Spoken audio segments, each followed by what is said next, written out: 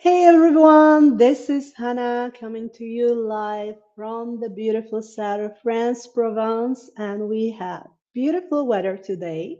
So, welcome if you're watching this live, and also welcome if you're watching this on replay. Um, I don't know if you know, but I'm currently following a certification in cannabis, educating and coaching.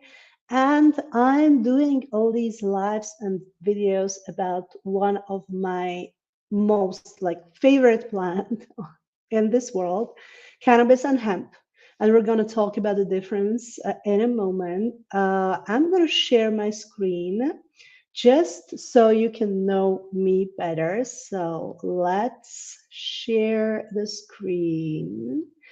And I'm going to share a short presentation. You can definitely check out all my other videos that are about hemp and cannabis. So maybe they're buried under, you have to search for them because unfortunately, YouTube and Google and other like TikTok and Instagram and so on are pretty still in this propaganda about cannabis and hemp. So it's a little bit difficult to talk about these things, but I love to talk about these things. So today we're going to talk about cannabis and hemp, about cannabis and hemp products, what to buy, what to avoid. Because as a farmer, I'm pretty interested in this topic, especially because consumers just have to know, okay, what are the practices, what are practices the companies use. There's a lot of misunderstanding, greenwashing, and so on. So we're going to dive deep into that today. And I'm just going to share a couple of things about me, just so you know who am I, why you should listen to me. So welcome, I'm Hanna Kovaková. I'm originally from Slovakia, but we live here in the south of France for many years. It's going to be 20 years this year. And you can find me at monatic.fr. You can sign up for a newsletter. I'm sending a newsletter basically every week. And you can find there information about our farm, what we're growing, what we're bottling, what we're doing on our farm, and also um, about like different plants, this beautiful world of medicinal plants that is very dear and near to my heart since I was 18, basically. I just recently found a notebook from the year 1998. Yeah, that's a long time ago. Maybe you haven't been even born back then, but I was. And I, wrote down everything about medicinal plants and how to use them.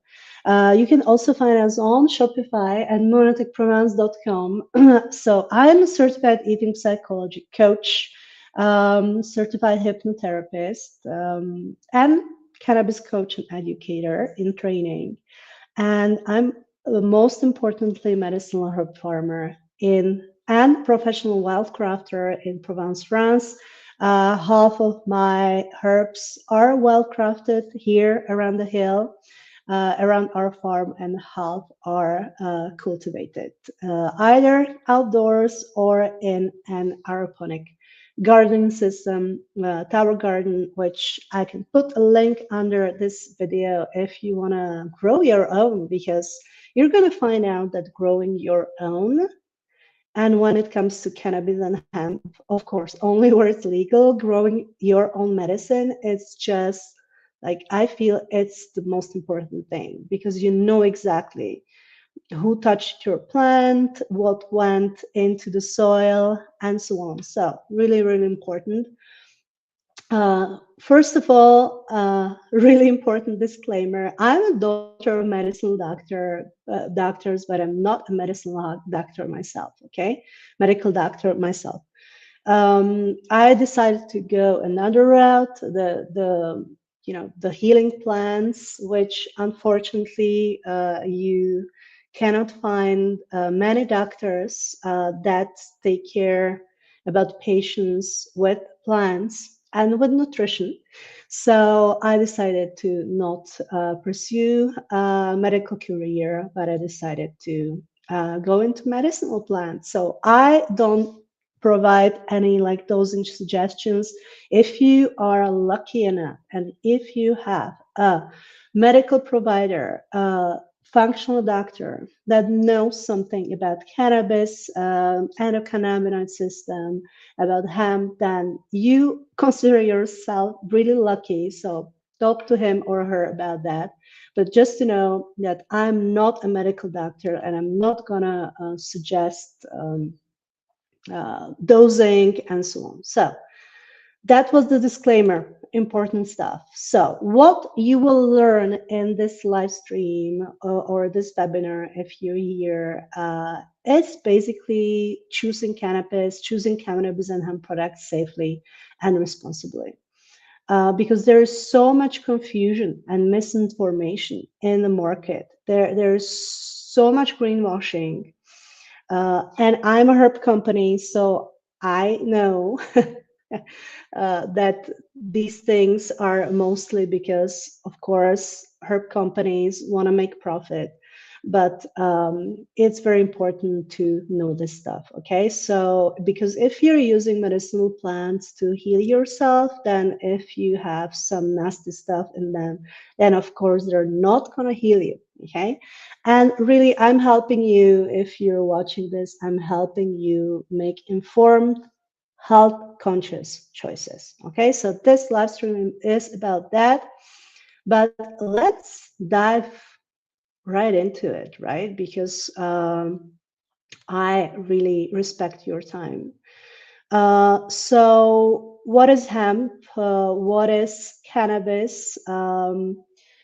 If you've been watching my videos for long enough, or you just joined recently, just know that there's a legal or linguistic word which is hemp. Okay, it's still the same plants. People get very confused about this, but hemp is cannabis sativa. Okay, the only difference, and this is only a legal difference, is that hemp should have or has less than 0.3% of THC, THC being the psychoactive compound in cannabis. And if you go on YouTube, you can check my other video why the 0.3% THC rule is BS. Why is that? But we're not going to talk about that today because, again, I respect your time. So, how can you find cannabis and hemp products? So, of course, you can find flowers, right? You can find flowers, you can find oils, tinctures, edibles in legal states. You can find vape pens. And very important thing to mention is that not all products are created equal, which is for all herbs, right? Not just for cannabis and hemp. Method of consumption matters, and I'm going to talk why I'm not fan of smoking and of vaping. So stay tuned for that. And I mean, it's for everything in health, right? Informed choices really protect your health. So please, I encourage you to stay curious, approach plant medicine with respect because plants heal us. Okay, so let's respect them. Um, so why am I not a huge fan of vape pens and smoking? Okay, vape pens had huge success, but unfortunately, they contain unknown additives, cleaning agents. There is a very poor ingredient transparency. Okay, there are potential chemical byproducts when heated, which like propylene glycol, which you can inhale, and of course that it's not a medicine, even if they're labeled natural. Uh, that's again greenwashing. Okay, not all ingredients are disclosed or well studied. Okay, so I would definitely not recommend vape pens. And like take it from me as a farmer who works with plants. you should always try to find whole plant medicine. Okay, no Franken cannabinoids, no unknown substances inside. When it comes to smoking, and I know that is preferred. And is common for many people, but it's not the healthiest option.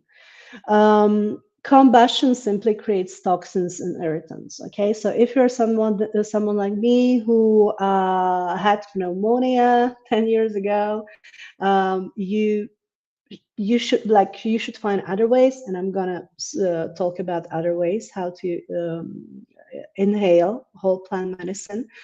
You shouldn't smoke. Okay, there could be a long-term impact on lung health. There is still research going on. Yes, cannabis has huge inflammatory properties, so that can like work for you. But again, smoking and vape pens, I will let you decide, but I wouldn't recommend it. What I always recommend, and I love this way of inhaling whole plant medicine, is dry herb vaporizing. I'm using this Pax Mini, but there are so many dry herb vaporizers on the market. I just love this because like it's an entry level. I generally have really short session because I'm mom of four, so I normally don't have time for long sessions. But this is like really small. It's smaller than your phone, and you can just put it in your pocket, and it's just, you put your herb inside, ground it, and you can inhale it.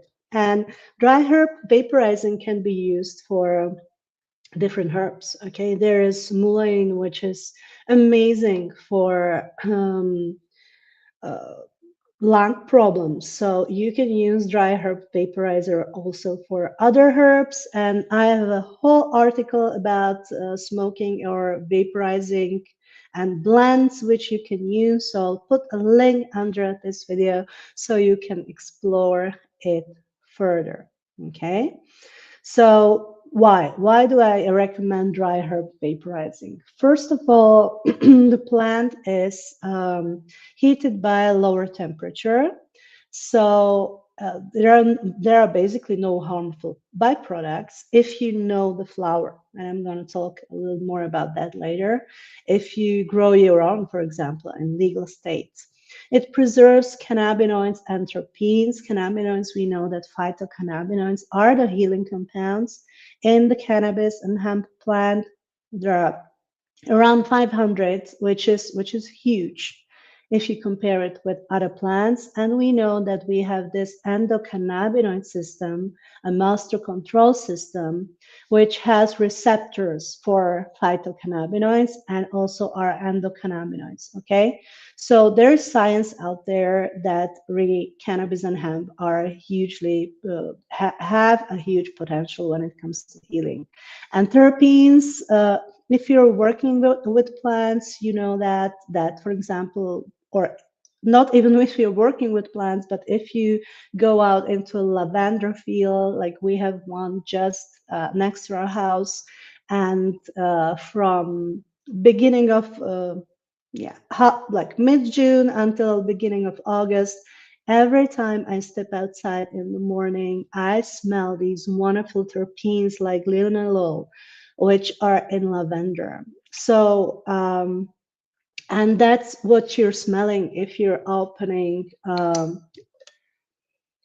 your amazing cannabis plants. When you open the bag or whatever container you have it in, it's the terpenes that you smell. um, and you have no added chemicals or solvents. It's just really literally you put a plant here that you ground beforehand, you put it inside, and you just inhale it. Okay, so no chemicals, no solvents, and it's much more lung friendly. And also plant respectful option, because you don't want to burn out the hell out of the plant, if I must say it like that. it really preserves the wonderful healing compounds in the plant. So really, really important. Um, so let's talk a little bit about safe sourcing. Uh, this is just a very short live stream about everything when it comes to hemp and cannabis. If you want to find out more, I just released a course which is called Hemp for Health, and it goes much deeper. I teach you how to infuse your cannabis into fats. I teach you about legal stuff, safe sourcing, and so on. So definitely sign up for that. And I'm going to put the link under this video. So yes, safe sourcing is important because hemp and cannabis are a bioaccumulator. Again, cannabis and hemp is the same plant. Okay, so it's a bioaccumulator, which basically means that this plant absorbs everything what is good, but also everything that's bad in the soil. So if you get your cannabis from somebody who didn't grow his or her plants organically in a like rich, nutrient rich soil, then you can end up with a product which is not helping you, to say the least, like not to use any bad words here. So really poorly grown untested plants can carry harmful residues of heavy metals, pesticides, herbicides into your oils, tinctures, foods, like edibles, body care products, okay, because we often use hemp and cannabis for salves and of course, oils that we can use for food. So what's really, really important, and if you would retain just one information from this live, is that you always should demand third-party laboratory testing, okay, or COA, which is a certificate of analysis. We as farmers are obliged to test our products, especially because of the THC content, but we can also test for chemicals, solvents, heavy metals, pesticides, herbicides, and so on. So to really verify cannabinoid content, hopefully soon we'll also test for terpenes. Let's see. um, and really, you have to demand this testing because of the because to ensure basically that the products are free from contaminants. Okay, and if you have a product free of contaminants, then it's going to be healing. Okay, unless again you grow the plant yourself. Again, I repeat. Uh, for example, here in France, where I live, you are not allowed to grow hemp or cannabis if you're not a farmer. Okay, so if you live in France, if you're watching this, you're not legally allowed. But if you live in a legal state, like definitely go for it.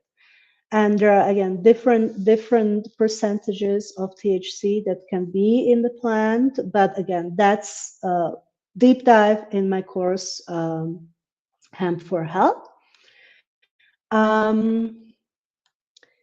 Yeah, and really another really important stuff that companies are using, and as an insider, I really think it's important to share it, um, even if somebody can be pissed off because of it. But there are many questionable practices that are used by some companies, like, for example, spraying dried flowers with synthetic terpenes to enhance smell, especially if the plant wasn't grown, organically, and it wasn't dried properly.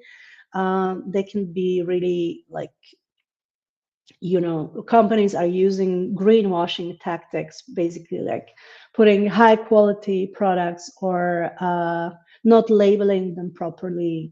And all this greenwashing can really mask poor cultivation in aging practices, aging meaning drying, um, and uh, and so on. Uh, and this is for all herbs. This is not only for cannabis and hemp.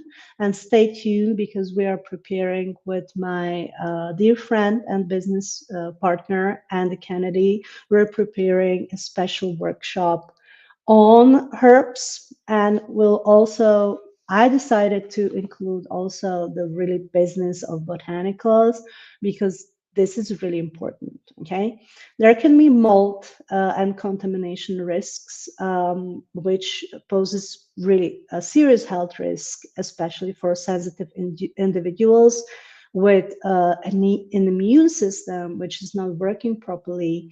And when you inhale mold, I mean, mold can stay with you for years. So it's really important to know these risks, which doesn't mean that you have to like stop right now but to buy all hemp and cannabis and herb products, but it's just to be aware. Okay, I'm so really pro knowing the risks, whatever medical procedure or whatever supplement I'm taking. It's really important for me. Okay, and it should be for you as well. You know. Okay, so I included some of the reputable hemp and hemp derived product companies, but basically the list is changing all the time. In my hemp for health, you get this presentation. You can click the links and everything. So definitely sign up for that because it's really a great course. So just to again talk about where you can find us if you want to learn more about not only cannabis and hemp, but also about other herbs, how to use them for your health and your healing. So again, you can sign up for newsletter at lunatic.fr. You just scroll down the page and you sign up for a newsletter. All newsletters are in English because that's just how I operate. My French is not on that level to write newsletters, even if I live in France for if I've lived in France for 20, almost 20 years. But yeah, that's what it is. It is what it is. And you can find us at Shopify. We have a Shopify store, moneticprovence.com. And we're also back on Etsy, even if we haven't been there for a couple of months, but we are back there.